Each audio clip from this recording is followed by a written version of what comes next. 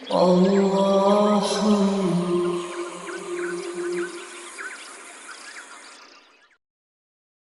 اعوذ باللہ من الشیطان الرجیم بسم اللہ الرحمن الرحیم.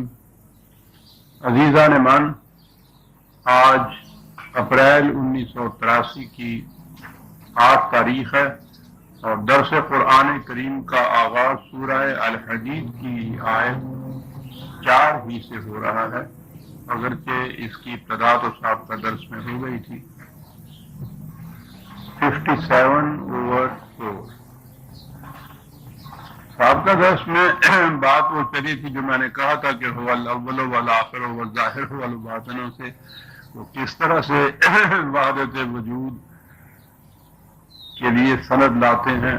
وہ تفصیل سے میں نے عرض کر دیا تھا کہ وہ تو اگلی آیت میں خود قرآن کریم نے وضاحت اس کی کر دی کہ خدا کا اور کائنات کا تعلق کیا ہے. خلق السماوات والارض فی ستۃ ایام، وہ خالق ہے اور یہ مخلوق ہے، یہ تو اس کی تخلیق ہے. تو وہ خالق اور مخلوق تو ایک ہو نہیں سکتے نا، یہیں سے اس نے خود تردید کر دی اس کی. قرآن کریم میں متعدد مقامات پر آیا ہے کہ یہ کائنات کی تخلیق کی تکمیل 6 مختلف پیریڈز میں ہوئی. ایام کے معنی دن ہی نہیں ہیں، منازل پیریڈ فیزز جس کو کہتے ہیں. اور اب تو یورپ کے سائنسدان جو تحقیق کر رہے ہیں وہ ان مختلف منازل کو، مراحل کو متعین کر رہے ہیں جن میں سے گزر کر یہ محسوس کائنات اس شکل میں آئی جس میں اب ہمارے سامنے ہے. تو وہ یہی پیریڈز ہیں جن کے متعلق قرآن نے یہ کہا ہے کہ اس طرح تکمیل تک پہنچی اس کی تخلیق، اور اس کے بعد پھر وہی بات ان کی آ گئی. ثم استوى علی العرش، تو میں نے عرض کیا تھا کہ ہمارے ہاں ترجمہ بھی یہی ہوگا اور تفسیریں بھی یہی ہوں گی کہ پھر اس تخلیق کے بعد خدا عرش کے اوپر بیٹھ گیا، تخلیق سے فارغ ہو گیا، عرش پہ بیٹھ گیا، اور پھر عرش کو متعین کیا گیا کہ وہ کہاں ہے، کیسا ہے. خدا اس کے اوپر بیٹھا ہوا ہے. آپ کو یاد ہوگا یہ عرش کی یہ تفصیل جو تھی احادیث کی روح سے، روایات کی روح سے، آپ کو شاید یاد ہوگا کہ وہ یہ ہے کہ یہ جو آسمان نظر آتا ہے یہ 6 مختلف ایسا ہے جیسے شیشے کے ڈال ہوتے ہیں، ایک کے اور دوسرے کے درمیان 500 سال کی راہیں ہیں. پھر وہ چھٹے آسمان کے اوپر ایک سمندر ہے، سمندر کی گہرائی بھی 500 سال کی راہ کی ہے، اور اس سمندر میں 6 پہاڑی بکرے ہیں. وہ اتنے بڑے ہیں کہ یہ سمندر ان کے گھٹنوں تک آتا ہے، اور ان بکروں کے سینگوں کے اوپر خدا کا عرش ہے، اور اس عرش کے اوپر خدا مستوی ہے، بیٹھا ہوا ہے. جم کا استوا کے معنی یہ کیے گئے. جیسا کہ میں نے عرض کیا تھا، ٹھیک ہے اس قسم کی یہ روایات اگر تو یہ ہو کہ اس صاحب تفسیر نے اپنے ذہن سے یہ کچھ لکھا ہے تو ہم کہیں گے کہ ٹھیک ہے اس کے ذہن کی تخلیق ایک افسانہ ہے. لیکن جب وہ یہ کہیں کہ رسول اللہ صلی اللہ علیہ وسلم نے یہ فرمایا ہے تو وہاں پہ مشکل آ جاتی ہے.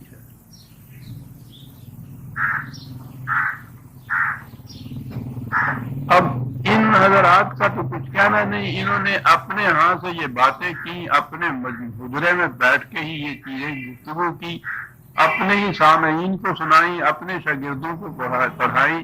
وہیں تک بات ہوئی، لیکن جب آپ اس قرآن کو نبی اکرم صلی اللہ علیہ وسلم کی علمی فضیلت کو دنیا کے سامنے پیش کریں گے تو پھر وہاں آپ سوچئے کہ اس قسم کے افسانوں کا اثر کیا ہوگا ان کے اوپر۔ پہلی تو یہی چیز کہ یہ کائنات 6 دنوں میں پیدا کی، تو میں نے عرض کیا تھا کہ یہ تورات میں ہیں یہ 6 دن، قرآن کی روح سے تو ایام 6 پیریڈ ہیں۔ پھر اگلی بات یہ ہوئی کہ اس کے بعد وہ عرش پر مستوی ہو کے مستولی ہو کر بیٹھ گیا، مسلط ہوا، اور عرش کی یہ تفصیل بتائی گئی۔ تو اب ہم اسی مقام پہ پہنچ گئے جہاں یہ تورات و انجیل تھی، اور جنہیں ہم محرف کہتے ہیں کہ وہ اپنی اصلی شکل میں نہیں رہی، تو وہیں لے آئے ہم قرآن کو بھی۔ یہ میں نے عرض کیا تھا کہ جب تک یہ ذہن میں نہ آئے گا کہ یہ جو الفاظ ہیں ان کے کچھ مجازی معنی بھی ہوتے ہیں، بات قرآن کی سمجھ میں نہیں آئے گی۔ اب ان چیزوں کو اگر حقیقی معنوں پہ ہی آپ مستوی کریں گے تو پھر تو آپ کو متعین کرنا پڑے گا۔ اپنی زبان میں آپ یہ کہتے ہیں کہ تخت و تاج، جب آپ کہتے ہیں تو وہ سچ مچ کا ایک تخت نہیں ہوتا، تاج سچ مچ کا ہی سر پہ رکھا ہوا نہیں ہوتا، وہ تختہ الٹ جاتا ہے جب تو وہ کوئی لکڑی کا بنا ہوا تختہ نہیں ہوتا کہ جو وہ الٹ جاتا ہے سچ مچ۔ تھرون بھی جب انگریزی زبان میں آپ کہتے ہیں، کراؤن بھی جب یہ کہتے ہیں تو اس کے معنی مملکت کا اقتدار ہوتا ہے۔ انہی معنوں میں یہ اس معنی میں جس میں یہ تھرون یوں لیا جاتا ہے، جس کے معنی وہ پاور ہوتی ہے، وہ اقتدار ہوتا ہے مملکت کا، انہی معنوں میں یہ عرش کا لفظ بھی مجازی طور پر عربی زبان میں بولا جاتا ہے۔ تو یہ تو کنٹرول کے معنی میں آتی ہے، یہ چیز اقتدار کے معنوں میں یہ آتی ہے کہ وہ صرف یہ نہیں کہ خالق ہے، اور خالق تو ایسا بھی ہوتا ہے کہ یہ کسی نے کوئی مشین بنائی، بنانے والا کہیں بیٹھا ہے، مشین وہ کسی جگہ ہے، دونوں میں کوئی تعلق باقی نہیں رہتا۔ جو بننا تھا اس نے بن چکی، اب یہ جہاں جی جائے وہ رکھے جائے اس کو۔ خالق اور یہ مخلوق اس طرح سے الگ الگ ہوتی ہے، لیکن وہ خالق اس قسم کا نہیں کہ اس نے کوئی چیز پیدا کی اور اس کے بعد اس کا کوئی تعلق ہی اس سے نہ رہا۔ اس پر جو کنٹرول ہے اس پورے نظام پر، وہ اس نے اپنے ہاتھ میں رکھا ہوا ہے۔ اس کے لیے مختلف قسم کے دیوی دیوتا مقرر نہیں کیے اس نے کہ بارش کا یہ دیوتا اور آندھیوں کا وہ دیوتا، فصلوں کا یہ، اولاد کا یہ، بیماری کا یہ تصور جو تھے یہ پہلی اقوام قدیمہ میں ہر جگہ پایا جاتا تھا، کیونکہ انسان کا شعور اپنے بچپن کے زمانے میں تھا، وہ ذہن میں نہیں لا سکتا تھا کہ کوئی ایک اتھارٹی اس قسم کے مختلف کام بھی کر سکتی ہے۔ وہ خدا کا جو تصور دیا ہے قرآن میں، اور آپ کو یاد ہوگا میں بار بار کہتا ہوں کہ قرآن سے خدا کا تصور متعین کر دیا جائے تو سارا اسلام سمجھ میں آ جاتا ہے۔ بڑی بنیادی چیز ہے یہ۔ تو خدا کا تصور اس نے ایک تو یہ دیا کہ اس کا اور کائنات کا اور انسانوں کا تعلق خالق اور مخلوق کا ہے۔ پھر خالق اس قسم کا نہیں کہ وہ تخلیق کے بعد ان سے الگ ہو کر بیٹھ گیا، اس کا تعلق ہے رگے جاں کی طرح جس طرح سے کہتے ہیں۔ اور یہ اب سوال جو ہے بڑا غور طلب ہو جاتا ہے۔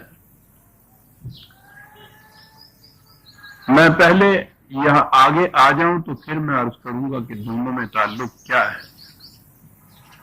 ثم استوى علی العرش، اور پھر ثم کے معنی یہ نہیں کہ اس کے بعد، تخلیق کے بعد جیسے کہتے ہیں کہ پھر وہ یوں آ گیا، یہ نہیں ہے، اس کے معنی اور کے بھی ہوتے ہیں۔ استوا، اس نے کنٹرول جو ہے اپنے ہاتھ میں رکھا پوری کائنات کا۔ یہ نظام سارا اس لیے اس حسن و خوبی سے کار فرما ہے کہ اس کا کنٹرول اس کے ہاتھ میں ہے۔ تخلیق کے بعد وہ اس سے الگ ہو کر نہیں بیٹھ گیا۔ یعلم ما یلج فی الارض وما یخرج منها وما ینزل من السماء وما یعرج فیہا یعنی اس کنٹرول کے لیے علم کا ہونا ضروری ہے نا، اسے معلوم ہو کہ کہاں کیا ہو رہا ہے. کہا کہ وہ ان جزیات تک کا بھی علم ہے اس کو، کہ اس زمین میں کیا داخل ہوتا ہے، کیا ان میں سے نکلتا ہے، اس فضا میں کیا چیز اوپر جاتی ہے، وہاں سے کیا چیز نیچے آتی ہے. یہ تمام چیزوں کا وہ اس نظام کے یوں ہی اشاراتی عناصر گنا دیے کہ ان تمام چیزوں کا اسے علم ہے، اور علم کے معنی یہ ہے کہ وہ کنٹرول ان چیزوں کا اس نے اپنے ہاتھ میں رکھا ہوا ہے.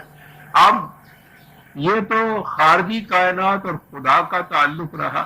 انسانوں کے متعلق کہا کہ وَهُوَ مَعَكُمْ أَيْنَ مَا كُنتُمْ. یہ ہے وہ اہم چیز جو خدا کا تصور جو قرآن پیش کرتا ہے.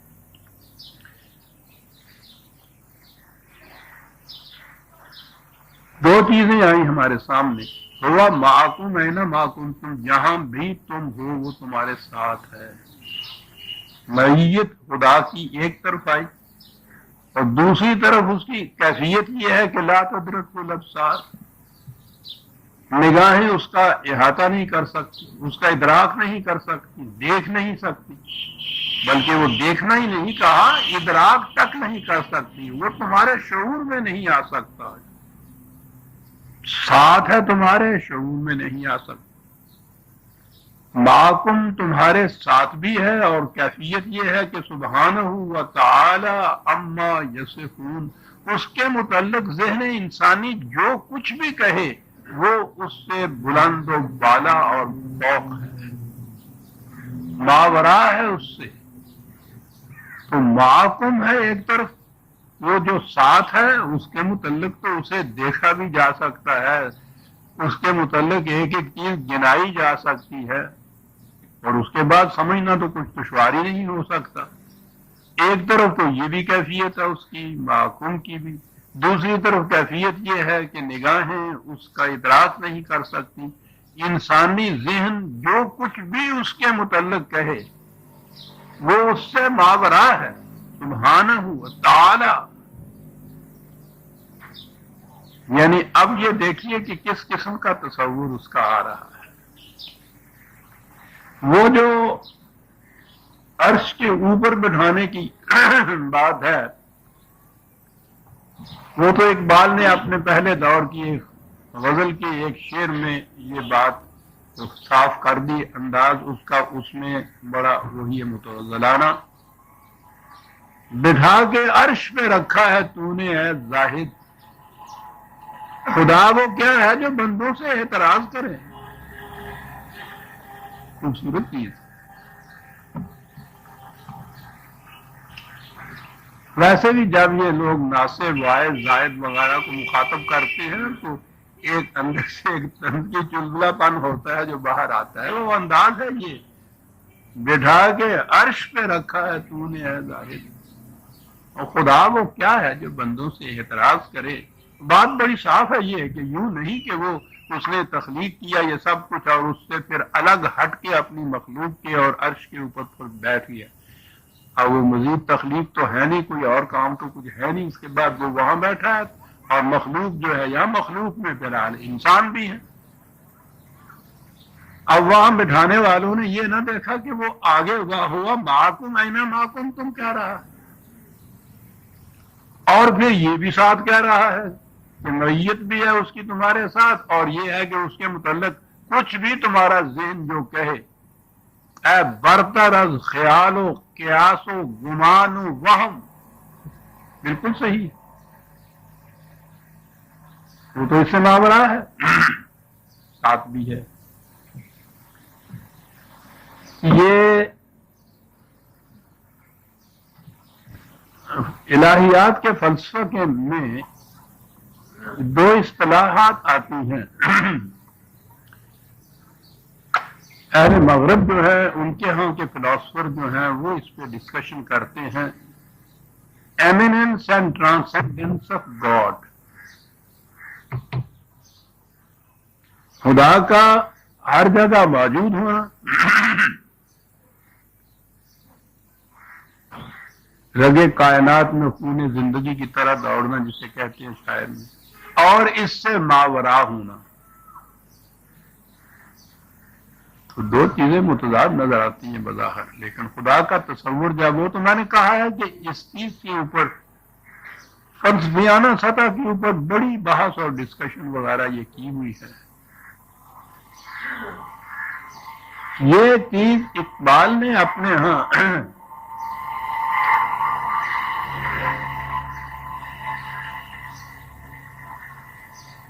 دو اصطلاحیں اس نے بھی اپنے ہاں استعمال کی ہیں۔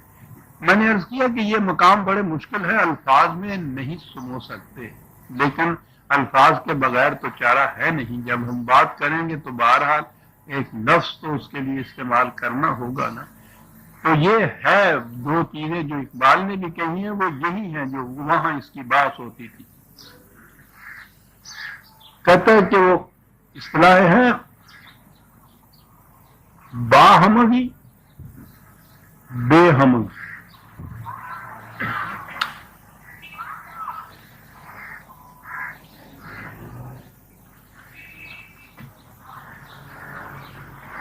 میں نے عرض کیا ہوا کہ خدا نے جو اپنی صفات قرآن میں گنائی ہیں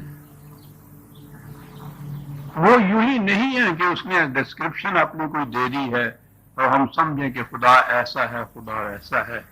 جب اس نے کہا ہے صبغت اللہ کہ انسان اپنے اندر، اپنی ذات کے اندر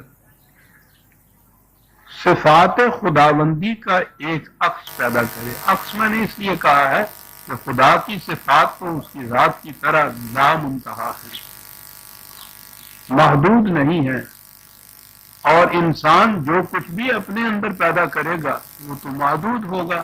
اس لیے میں ہمیشہ یہ لکھا کرتا ہوں اعلی حد بشریت، جتنا ایک انسانی زندگی میں ممکن ہے اس حد تک خدا کی صفات کو اپنی ذات میں پیدا کرنا، یہ ہے مقصد جو قرآن نے خدا کی صفات بیان کی ہے۔ تو یوں ہی نہیں کہ وہاں الفاظ ہیں اور ہمارے ذہن میں یہ آ جائے کہ ہاں وہ ایسا ہے، وہ تو ایسا ہے اور تو اس قسم کا ہے۔ یہ بات نہیں کہ خدا کے حضور کھڑے ہوئے ہم اس کی تعریف اور تصریف بیان کر رہے ہیں۔ مقصد اس کا یہ ہے کہ انسانی ذات اگر اپنے اندر نشو و نما چاہتی ہے، ارتقاء کی منازل طے کرتی ہے، تکمیل تک پہنچنا چاہتی ہے، تو اس کا ذریعہ یہ ہے کہ وہ اپنے اندر خدا کی یہ صفات اعلی حد بشریت پیدا کرتا چلا جائے۔ انسان اس کی ذات سے یہ منعکس ہونی چاہیے۔ اگر اس نے علیم کہا ہے اپنے آپ کو تو اس سے صاحب علم ہونا چاہیے۔ اگر اس نے ربوبیت اپنے لیے رکھی ہے تو اس کی صفت ربوبیت انسان کے اندر ہونا چاہیے کہ یہ دوسروں کی نشو و نما بھی کرے۔ اس نے اگر یہ رزاقیت کہا ہے تو وہ اپنے اندر یہ صفت پیدا کرے کہ وہ دوسروں کی رزاقیت کی ذمہ داری اپنے اوپر لے۔ تو یہ ہے مقصد خدا کی ان صفات سے۔ معاشرے میں اقبال نے یہ جو خدا کی یہ دو صفات ہے کہ ما کن بھی ہے اور ما ورا بھی ہے ہمارے، اس نے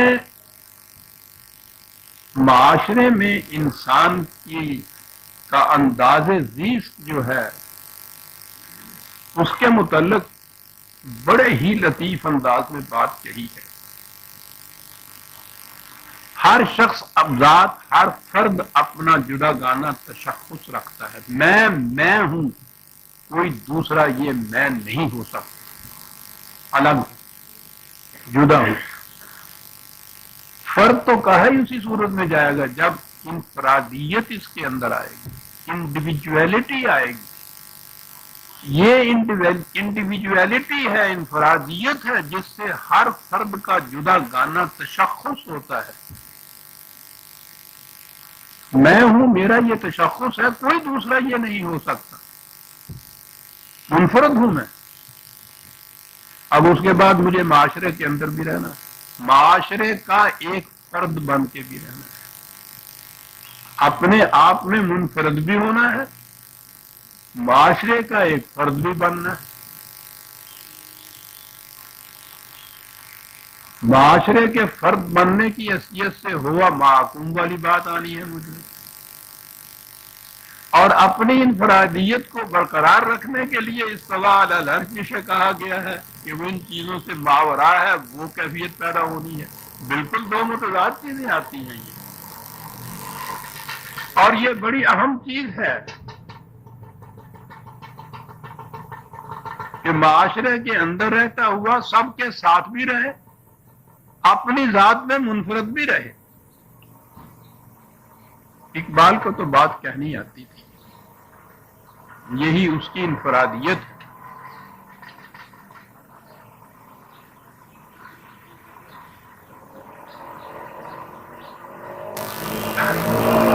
زندگی انجمن آراؤ نگہدار خود است۔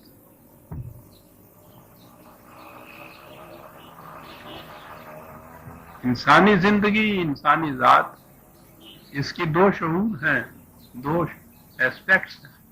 انجمن آرا معاشرے کے اندر انجمن کا ایک فرد نگہدار خود است، اپنی ذات میں منفرد، اس کی نشو و نما، اس کا ارتقاء، اس کا تشخص الگ ہر ایک کا، اور معاشرے کا ایک فرد بھی۔ کہا یہ کیسے ممکن ہے؟ ایک تشبیہ میں بات واضح کر دیا۔ یہی میں نے کہا ہے کہ اقبال کا کہ انفرادیت اس انداز میں ہے۔ پھر سن لیجئے، زندگی انجمن آراؤ نگہ دار خودست، اے کہ در قافلہ ہی با ہما رہو بے ہما شاؤ۔ اللہ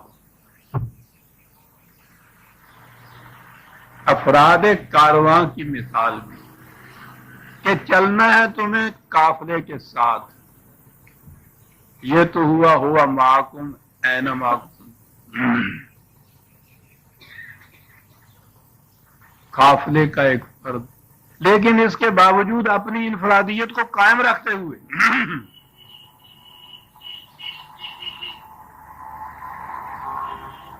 وہ کھو نہیں جاتا قافلے کے اندر۔ یہ نہیں ہے کہ اپنی جدا گانہ انفرادیت، انڈیویجویلٹی یا تشخص کو ختم کر دے قافلے کا ایک فرد ہونے کی حیثیت سے، اور یہ بھی نہیں ہے کہ رہبانیت کی طرف قافلے سے کوئی تعلق ہی نہ رکھے، معاشرے سے کوئی واسطہ ہی نہ رکھے، اور خلوت گاہوں میں بیٹھ کے کہے کہ میں اپنی ذات کا تزکیہ کر رہا ہوں، اس کا تشخص کر رہا ہوں۔ یہ قرآن کے خلاف ہے۔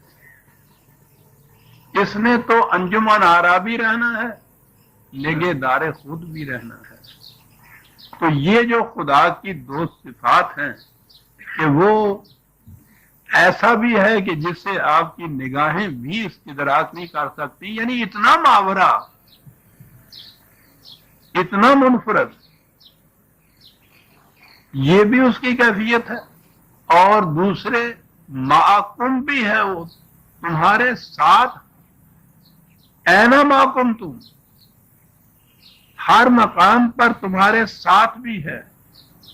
تو یہ دو متضاد چیزیں بظاہر نظر آتی ہیں، لیکن فرد جب اپنے اندر خدا کی صفات کو اعلی حد بشریت پیدا کرے گا، منعکس ہوں گی پھر اس سے، تو اس میں دونوں صفتیں یہ کس طرح سے ہوں گی کہ وہ معاشرے کا ایک فرد بھی ہوگا، رہبانیت نہیں ہوگی کہ وہ ترک کر دے معاشرے کو، انجمن کو، اس کائنات کو، اس دنیا کو، اس کے اندر رہتا ہوا نگہدار خود است۔ اور اتنی خوبصورت تشبیہ ہے کہ اے کہ در قافلہ ہی با ہما رہو بے ہما شاؤ۔ یہ ہے اسلام عزیزان من۔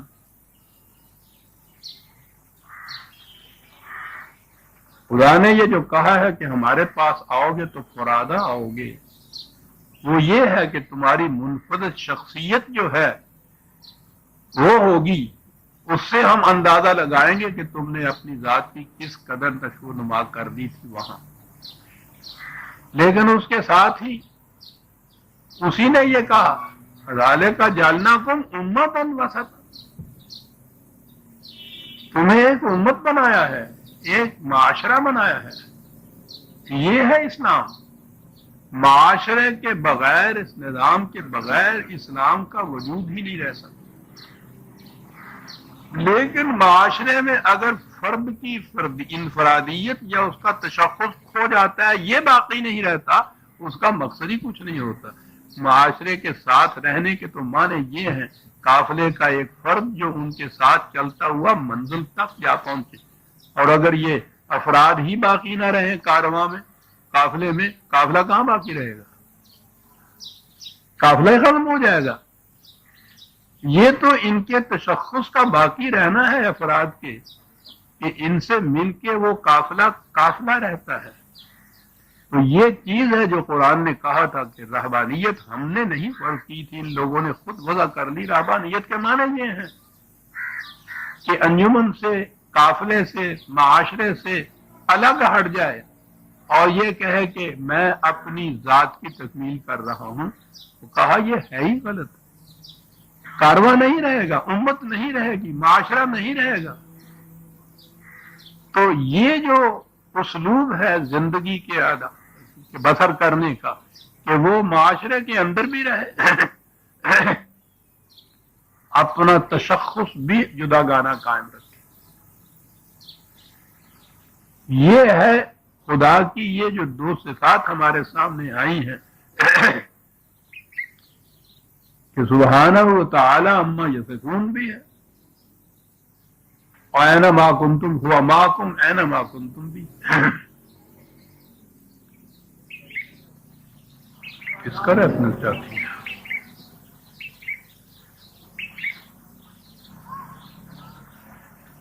یہ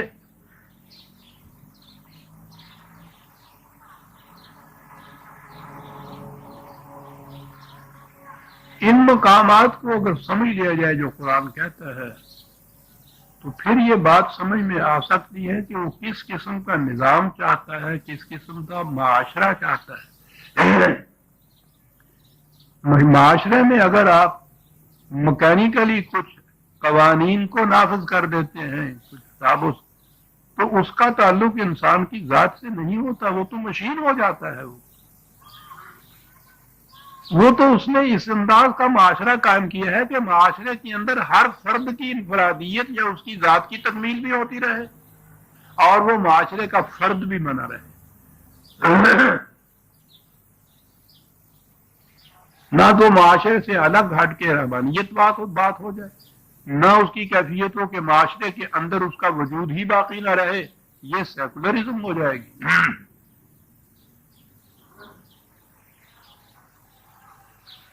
یہ دونوں چیزیں خلاف ہے اسلام ہے۔ مکینیکلی اسلام نہیں کہیں نافذ کیا جا سکتا، یہ انٹروڈیوس ہوتا، اس کے معنی کچھ نہیں ہے۔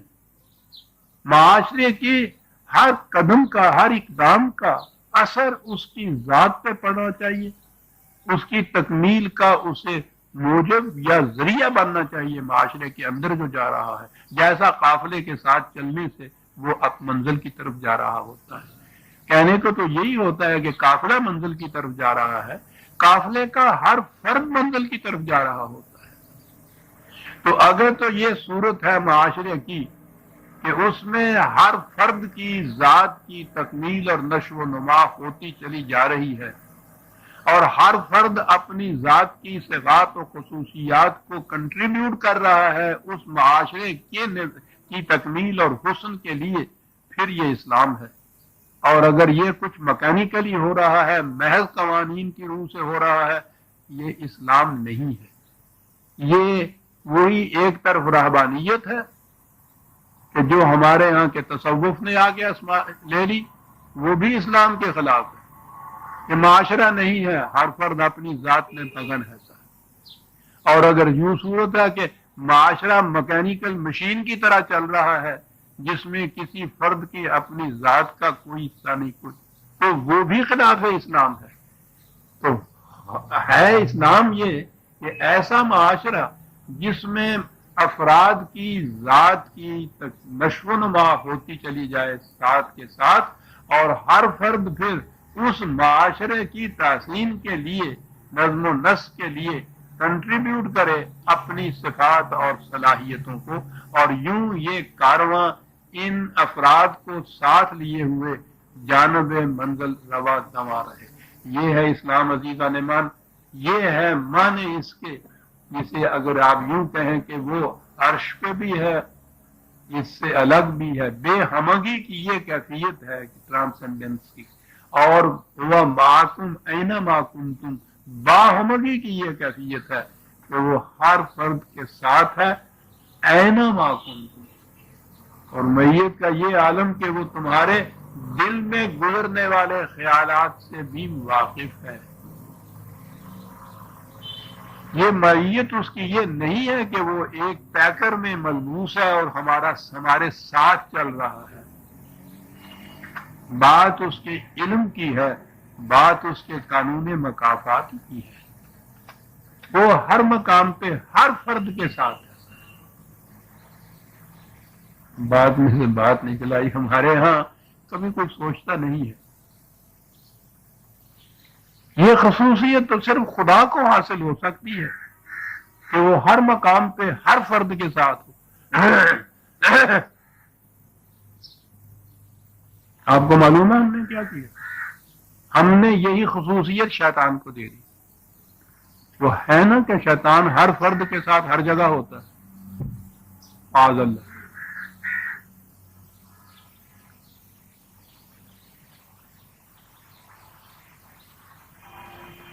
کبھی نہیں سوچتے ہم کیا کہہ رہے ہیں.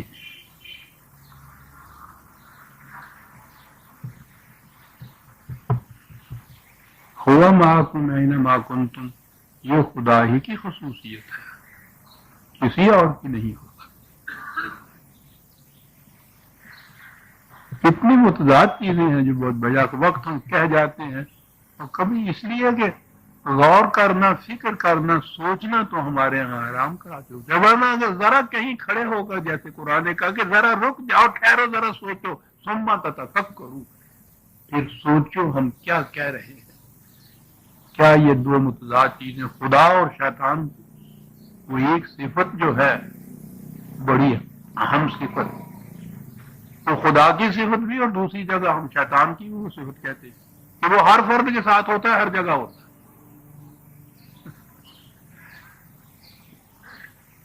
اور یہ سارا کچھ جو ہے وہ کاہے کے لیے؟ واللہ بما تعملون بصیر.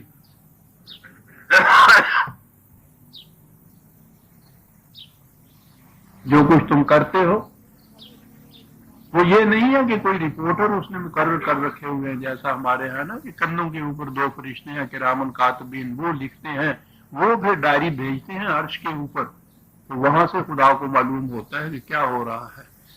وہ معکم اس لیے ہے کہ بما تعملون بصیر، وہ براہ راست ڈائریکٹ انفارمیشن حاصل کرنا جسے کہتے ہیں. خود اپنی آنکھوں سے دیکھ رہا ہے. ان الفاظ میں جو کہا جائے گا یہ نہیں ہے کہ وہ اپنی آنکھوں سے دیکھ رہا ہے، یعنی وہ کسی اور کی پہنچائی ہوئی انفارمیشن کی بنا پر فیصلے نہیں کرتا. ہر عمل کا، ہر خیال کا، ہر ارادے کا علم براہ راست رکھتا ہے. یہ مانے ہوئے یہ سب کچھ اس لیے معکم اینما کنتم تاکہ بما تعملون بصیر. اب وہاں آیا جو میں نے ابھی عرض کیا تھا کہ وہ عرش، اس کے معنی اقتدار ہے، اس کی وضاحت کرتا چلا جاتا ہے. لہو ملک السماوات والارض. اب یہ ملک السماوات والارض نے بتا دیا کہ عرش کے معنی کیا ہیں. وہ ایک تخت نہیں ہے کسی چیز کا، خواہ وہ تخت طاووسی کیوں نہ ہو، جواہرات کا بنا ہوا، ایسا تخت نہیں. اس کے معنی اقتدار ہی کہ ہے. لہو ملک السماوات والارض، اس کی تفسیر کر رہا ہے قرآن کے اس الفاظ کی، استوا علی العرش کی. کائنات میں اقتدار اسی کا ہے، کسی اور کا نہیں. وَإِلَى اللَّهِ تُرْجَعُ الْأُمُورُ. اور جو معاملات بھی کہیں ہوں، آخر الامر ان کا فیصلہ اس کے قانون کے مطابق ہوتا ہے.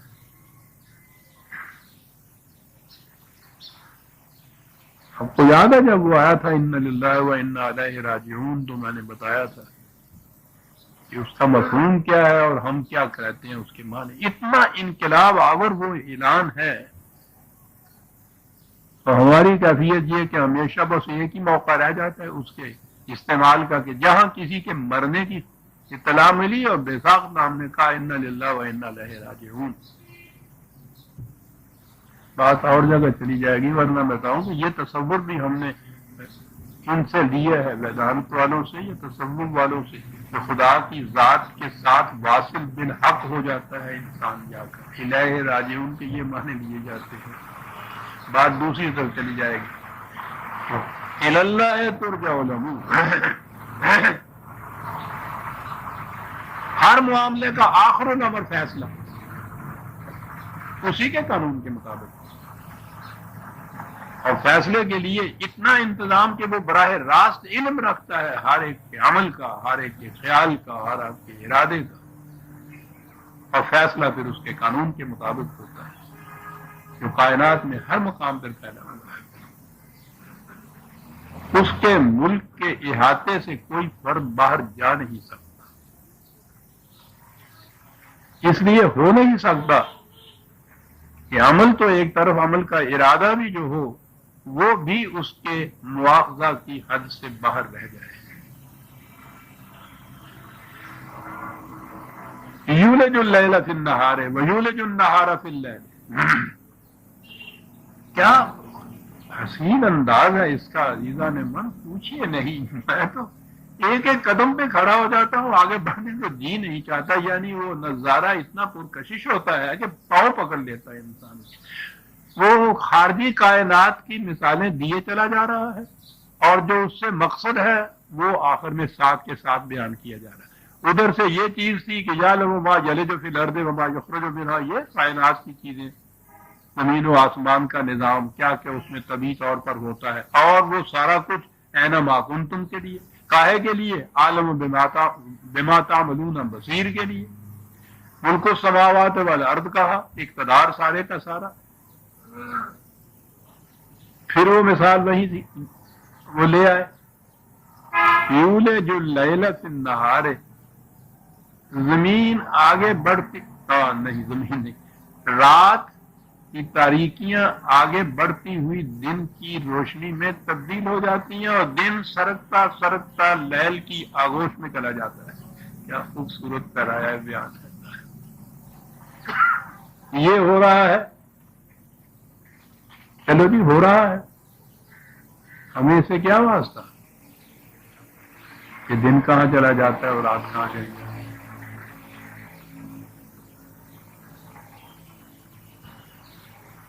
اور پھر اسی تفسیر سے اگر آپ پوچھنا چاہتے ہیں، یہ اس دور کے لوگوں کے ذہن کی تقریر تھی، اور پھر وہی چیز کہ رسول اللہ صلی اللہ علیہ وسلم کی طرف منسوب، کہ حضور سے پوچھا گیا کہ سورج رات کو کہاں جاتا ہے، تو آپ نے فرمایا کہ یہ اللہ کے عرش کے نیچے جا کے چھپ جاتا ہے، اور دوسری صبح کو فرشتے اس کو کچوک کے دے دے کے پھر نکالتے ہیں کہ چل، تو پھر آ جاتا ہے. عزیزان من، ہنسیے نہیں، روئیے اور خون کے آنسو روئیے. آپ کے ہاں کے بچوں کو اسلامیات کے نام سے جو تعلیم دی جاتی ہے وہ یہ ہے، اور اس پہ اگر آپ کی مسکراہٹ ہے تو فوراً انکار حدیث کا فتویٰ لگ جائے گا اور مرتد قرار پا جائیں گے آپ. کہا یہ جاتا ہے.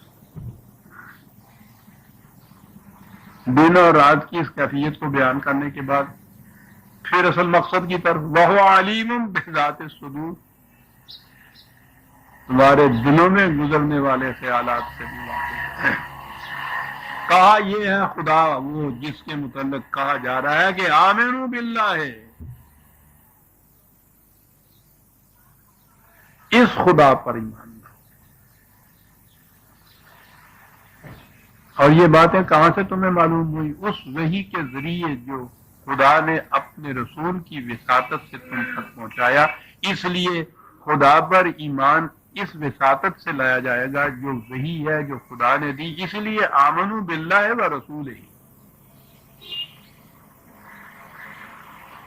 اور سب سے پہلا قدم جو ہے اس تمام اہتمام کا جو یہاں کیا گیا، وہ سارا کائنات کا باہر نظم و نسق کاہے کے لیے ہے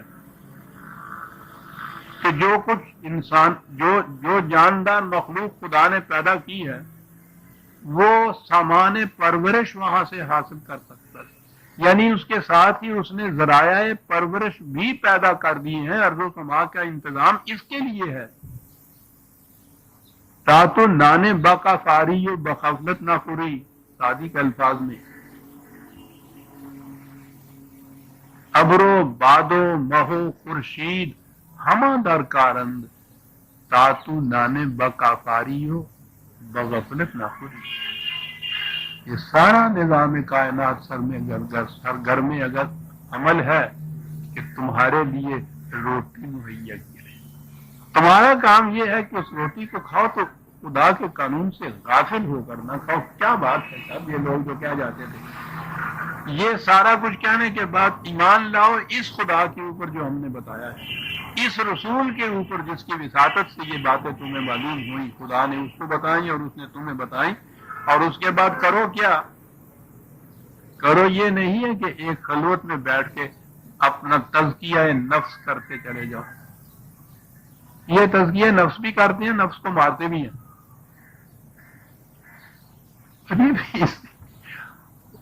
اب تو میں کہتا ہوں تو اپنے آپ پہ شرم آتی ہے کہ تو کیا کرتا رہا ساری عمر۔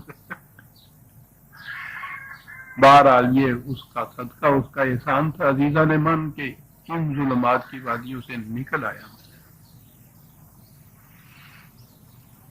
کاہے کے لیے سب کچھ کرو؟ انفقوا مما جعلکم مستخلفین فیہ، پہلا قدم یہ ہے کہ یہ جو کچھ سامان رزق میں ملا ہے اسے کھلا رکھو، نوع انسانی کی پرورش کے لیے، بلکہ ہر جاندار کی پرورش کے لیے۔ یہ سارا کچھ کرنے کے بعد پہلی چیز یہ کہی گئی ہے، ایک لفظ میں یہ بات بتا دی جسے کہتے ہیں کہ صاحب ملکیت ہے زمین کی۔ زمین ہی ہے نا جہاں سے یہ سب کچھ نکلتا ہے، وہ کھانے پینے کی چیزوں کی شکل میں وہ نکلے یا اس میں سے وہ سامان ذرائع دھاتیں وغیرہ نکلیں جن سے یہ سب چیزیں پھر انڈسٹریلائز ہو کے بنتی ہیں، کچھ بھی ہے، یہ جو ہے اس پرورش گاہ جو ہے انسان کی، اس کے ذریعے سارے وسائل جو ہیں وہ زمین ہی سے حاصل ہوتے ہیں، اور اس کے ساتھ پھر جب وہ آسمان کا وہ پانی جو ہے وہ بڑھتا ہے تو ان دونوں سے مل کے یہ ذرائع پرورش بن جاتے ہیں۔ اس لیے ارض و سما وہ کہا، اس نے کہا کہ یہ جو کچھ تمہیں یہ حاصل ہو رہا ہے، زمین کو تم اپنی ذاتی ملکیت برقرار دے لیتے ہو، لکیریں کھینچ لیتے ہو اس کرۂ ارض کے اوپر، بڑی بڑی لکیریں، ان سے قومیں بن جاتی ہیں۔ پھر ہر قوم کی کیفیت یہ کہ امت بر امت دیگر چرد، دانا ایمی کارد آ حاصل برد۔ دیکھیے یہ لکیریں جو کھینچی ہیں انسان نے، ان لکیروں میں کیفیت یہ کہ لکیروں کے احاطے کے اندر بسنے والے انسان دوسروں سے اپنے آپ کو الگ سمجھتے، الگ ہی نہیں ان کا دشمن کر۔ ہر قوم کی کوشش یہ ہوتی ہے کہ دوسری قوم جو ذرا اس سے کمزور ہو، اس کی تمام محنتوں کے ماحصل کو کسی نہ کسی طرح سے نچوڑ کے، کھسوٹ کے، لوٹ کے اپنے ہاں لے جائے۔ ہر قوم کی یہ کوشش ہوتی ہے۔ یہ ساری کشمکش جو آپ کے یہاں جسے سیاسی کہتے ہیں وہ ہے ہی معاشی حقیقت میں۔ ہر قوم کی یہ کوشش ہوتی ہے۔ یہ قوم کیسے بنی؟ وہ ایک لکیر کھینچنے سے۔ اس بڑی لکیر کا جو احاطہ ہے وہ جیل خانے کے اندر وہ ایک سیل ہوتے ہیں نا الگ، پھر اندر اس احاطے کے اندر پھر لکیریں کھینچی۔ یہ چودھری فتح خان کی زمین ہے، لکیر کھینچی ہوئی ہے، اندراج ہے پٹواری کے خانے رجسٹر میں، لکیر یہ اس کی ملکیت ہے۔ میں کہا کرتا ہوں کہ قرآن یہ بتاتا ہے کہ یہ ملکیت کا جو دعویٰ ہے اس کا ثبوت تو تم پیش کرو۔ یہی کہو گے نا کہ میں نے فلاں سے خریدی، کیا یہ اس کی ملکیت تھی جو اس نے بیچی ہے؟ یا خلاف قانون ہے؟ چوری کا مال جو بیچنے والا ہوتا ہے اس کا خریدنے والا بھی چور ہوتا ہے۔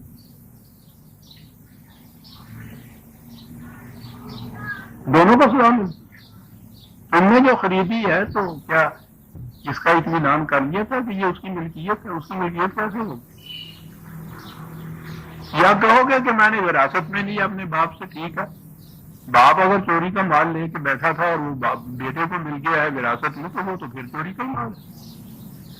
پیچھے لیے جاؤ جہاں تک جی چاہے ویزا نے من، سوائے اس کے کہ یہ لکیریں ماری ہوئی آپ ثابت کریں گے، اس میں ملکیت ثابت نہیں کر سکتے، کسی مقام پہ نہیں ثابت کر سکتے۔ سب سے پہلے انسان کی بھی ملکیت ثابت نہیں کر سکتے، وہ تو اسی طرح سے پڑی ہوئی تھی زمین۔ قابض ہو جاتا ہے انسان، پھر وہ جس کی لاٹھی اس کی بھینس، جس میں قوت ہوتی ہے وہ اس میں قابض ہو جاتا ہے۔ قوموں کی کشمکش یہی کی، زیادہ قوت والی قوم کمزور قوت والی قوم پہ جب قابض ہوتی ہے تو اس کی زمین پہ قابض ہو جاتی ہے۔ اسی طرح سے یہ جو انفرادی ملکیت کے قصے وہ زمینوں پہ لکیریں کھینچی ہوئی ہیں، وہ کوئی زبردست آتا ہے وہ اس کو نکال دیتا ہے۔ اب وہ کیا ہو رہا ہے سامنے ان کے آنسو رولاتا ہے۔ اتنے سالوں سے بچنے والے انسان اپنا ڈھور ڈنگر کی طرح وہاں سے ہانکے چلے جا رہے ہیں، جو نہیں اٹھتا ان کو قتل کیا چلا جا رہا ہے۔ قوت والا قابض ہو رہا ہے نا اس کمزور کے مقابلے میں، پھر یہ ملکیت ان کی برحق ہو جائے گی، پھر یو این او ان کے حق میں فیصلہ دے دے گا کہ یہ ٹھیک ہے، یہ اہل فلسطین کی زمین نہیں ہے، یہ اسرائیل کی زمین ہے۔ کیا تماشا، کیا کہتا قرآن؟ کہا کہ اتنا ہی تمہارا استحقاق ہے نا، جعلکم مستخلفین فیہ، پہلے جو اس کے اگر تم ان کو مالک کہو یا جو ان کا انتظام کرتے تھے، جس کی قبضے میں یہ چیز تھی وہ چلے گئے، تو پھر یہ تمہارے قبضے میں آ گئی جیسے تم کہتے ہو۔ وہ اگر نہ چلے جاتے، زندہ رہتے، تو یہ تمہاری ملکیت میں تو نہیں آ سکتی تھی۔ تو ہوا تو اتنا ہی نا کہ وہ چلے گئے اس لیے تمہاری ملکیت میں آ گئی۔ کیا بات ہے! تو اس سے تمہاری ذاتی ملکیت تو یہ نہیں ہوگی، اس کو کھلا رکھو۔ یہ ہم نے عرض کو بالآرام پیدا کیا ہے، تمام جانداروں کے لیے، سواء للسائلین، ہر ضرورت مند کے لیے یکساں طور پر اس کو کھلا رہنا چاہیے، کیونکہ ہم نے پیدا کیا ہے اس غرض کے لیے اسے۔ ہم خالق ہیں، ہم مالک ہیں، اور یہ اس کی غرض تھی جو ہم نے جس کے لیے پیدا کیا۔ قرآن نے اس کو انداز من دون اللہ کہا ہے کہ یہ جو تم اس کو ذاتی ملکیت میں دے دیتے ہو، یہ خدا کے ساتھ دوسرے خدا کھڑے کر دیتے ہو تم۔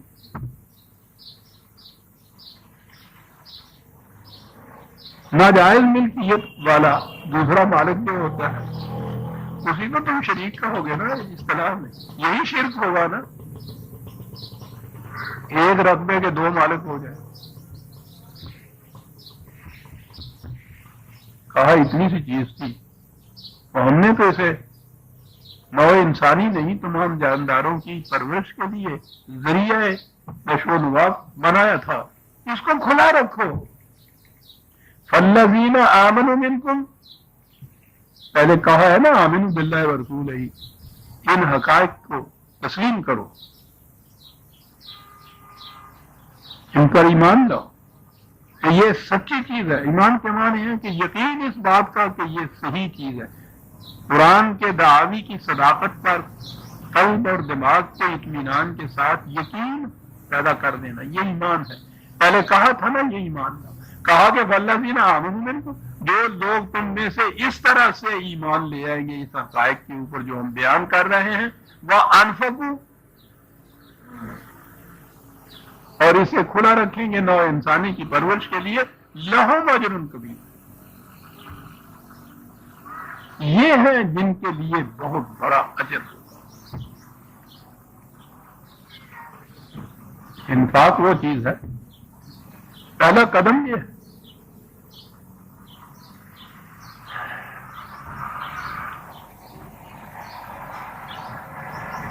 وَمَا لَكُمْ لَا تُؤْمِنُونَ بِاللَّهِ، آگے بات، تو یہ دلائل ہم نے دیے، یہ وجوہات بیان کی، ہے کوئی جواب ان کا تمہارے پاس؟ جب نہیں تو پھر کیا ہو گیا ہے تمہیں کہ اس قسم کے خدا پر ایمان نہ لاؤ جو یہ ہدایات دے جائے؟ کیا ہو گیا ہے تمہیں؟ یا تو آؤ ہاتھوں میں رہانا تم صادقی، اپنے دعوے میں سچے ہو تو دلیل لاؤ، دلیل تمہارے پاس کوئی ہوگی نہیں، تو پھر مالکم لا تؤمنون باللہ والرسول یدعوکم لتؤمنوا بربکم، اور رسول تمہیں دعوت دے رہا ہے، پکار رہا ہے۔ تو یہ جو ایک معاشرے کی تشکیل ہوتی ہے اس میں ایک مرکز کی ضرورت لابد ہوتی ہے، دعوت دینے والا، بلانے والا، اپنے گرد جمع کرنے والا، فرسٹ کرسٹل کہتے ہیں اس کو کیمسٹری میں، ایک ذرہ سا، اس کے گرد جمع ہوتے ہیں تمام دیگر ذرات، پھر وہ متشکل ہو جاتی ہے ایک شے اس سے۔ تو یہ پہلی چیز، رسول کی یہی حیثیت نہیں ہوتی کہ وہ خدا کے پیغام کو دوسروں تک پہنچاتا ہے، بلکہ اس کی حیثیت یہ بھی ہوتی ہے کہ وہ ان افراد کو یکجا کر کے ایک معاشرہ متشکل کرتا ہے جس کا فرسٹ کرسٹل خود رسول ہوتا ہے۔ وہ کہتا ہے انا اول المسلمین، پہلا مسلم۔ یہ ہوتا ہے جس سے پھر نظام متشکل ہوتا ہے۔ عزیزان من، اگر یہ نہ ہو تو پھر یہ ذرے الگ الگ تو رہیں گے ریت کے ذروں کی طرح، یہ چٹان نہیں بن سکیں گے، یہ نظام نہیں ہوگا، یہ افراد ہوں گے، امت نہیں ہوگی۔ اس کے لیے ضروری ہے ایک دعوت دینے والے کی۔ دعوت دینے والا سب سے پہلے ایمان بھی لاتا ہے۔ رسول اللہ صلی اللہ علیہ وسلم سے کہا گیا کہ آمنو باللہ ہے، تم بھی اسی طرح سے جو کچھ تمہیں دیا گیا ہے وہی کی روح سے، وہ اتنی سی بات ہی نہیں ہے کہ تم نے دیا اور آگے پہنچا دیا، ایمان لاؤ اس کے اوپر۔ آمن الرسول بما انزل الیہ من ربہ والمؤمنون، رسول ایمان لاتا ہے پہلے، پھر وہ مسلم کہتا ہے، ان قوانین کے سامنے جھکتا ہے، اول المسلمین، فرسٹ کرسچن بنتا ہے، پھر وہ دعوت دیتا ہے دوسروں کو کہ آؤ۔ تو جب یہ شیرازہ بکھر جائے اس نظام کا تو اسے بار دیگر متشکل کرنے کے لیے پروسیس وہی ہوگا جو قرآن کا پروسیس۔ دعوت دینے والا ضروری ہے، لیکن وہ تو اسی صورت میں دعوت دے سکے گا کہ پہلے اپنے اندر وہ خصائص اور کشش اور جاذبیتیں پیدا کرے کہ جو دوسروں کو کھینچ کر اس کی طرف لے کے آئے۔ یہ ہے وہ اسوہ حسنہ رسول اللہ کا جو بتایا ہے، تمہارے لیے رسول کا اسوہ جو ہے وہ بہترین نمونہ ہے۔ وہ نمونہ اس طرح بنتا ہے کہ اس نے اپنی ذات کے اندر ان خصوصیات کو پیدا کیا ہوتا ہے جو ایک مومن کی خصوصیات ہوتی ہیں، اور پھر یہ جو افراد ہیں ان کی بھی یہ صورت ہے، وہ اس قسم کے ہوں گے تو اس کی طرف کھینچ کے آئیں گے نا۔ جو فولاد نہیں وہ مقناطیس کی طرف جائے گا کس طرح سے؟ مقناطیس کا موجود ہونا ضروری ہے فولاد کے ذروں کو اکٹھا کرنے کے لیے، لیکن ان ذروں کا فولاد ہونا بھی تو ضروری ہے۔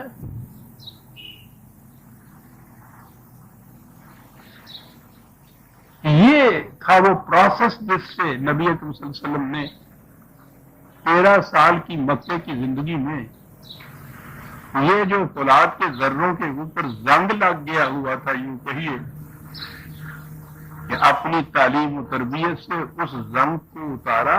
فولاد کے ذرے تھے یہ، جو فولادی ذرے نہیں تھے ابو لہب اور ابو جہل، وہ نہیں آ سکے۔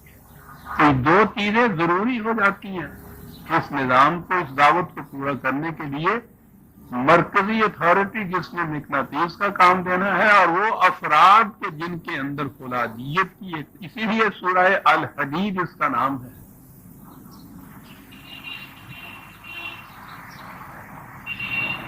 یوں یہ چیزیں اکٹھی ہوتی ہیں عزیزان من تو ایک اسلامی نظام متشکل ہوتا ہے۔ لِتُؤْمِنُوا بِرَبِّكُمْ وَالرَّسُولُ يَدْعُوكُمْ لِتُؤْمِنُوا بِرَبِّكُمْ، رسول اپنے لیے نہیں، تمہیں دعوت دیتا ہے کہ اپنے رب کے اوپر ایمان لاؤ، وہ اس کی دعوت تو یہ ہوتی ہے۔ وَقَدْ أَخَذَ مِيثَاقَكُمْ إِن كُنتُم مُّؤْمِنِينَ،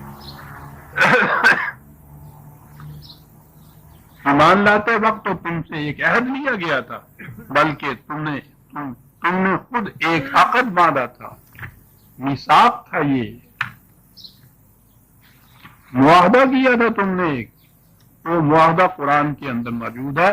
یاد رکھو عزیزان من، کوئی شخص جو مسلمان ہوتا ہے، جسے ہم کہتے ہیں نا ایمان لاتا ہے، تو وہ یہ 4 لفظ کہنے سے ایمان نہیں وہ لے آتا کہ آمنت باللہ و ملائکتہ و کتبہ و رسلہ، یہ نہیں ہے، وہ ایک معاہدہ کرتا ہے، اور معاہدہ یہ ہے کہ ان اللہ اشتری من المؤمنین انفسهم و اموالهم بان لهم الجنہ، وہ معاہدہ کرتا ہے کہ میں اپنی جان اور مال خدا کے ہاتھ بیچ دیتا ہوں، اور خدا کہتا ہے کہ اس کی قیمت میں ہم تمہیں جنت عطا کرتے ہیں۔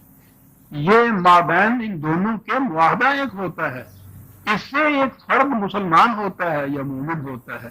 تو کہا کہ تم نے تو پہلے ایک معاہدہ کیا ہوا ہے اس قسم کا، تو اس معاہدے پر عمل کرنے کا اب وقت آ گیا ہے، تو ان کنتم مومنین، یاد رکھو، واقعی اگر تم اس طرح سے ایمان لائے ہوئے ہو تو اب اس معاہدے کی پابندی کرو، جس معاہدے کی روح سے تم اس زمرے کے اندر داخل ہوئے تھے، اس انجمن کے، اس سوسائٹی کے ممبر بنے تھے۔ عزیزان من، سورہ الحدید کی آیت 8 تک ہم آ گئے، 9 سے آئندہ لیں گے۔ ربنا تقبل منا انک انت السمیع العلیم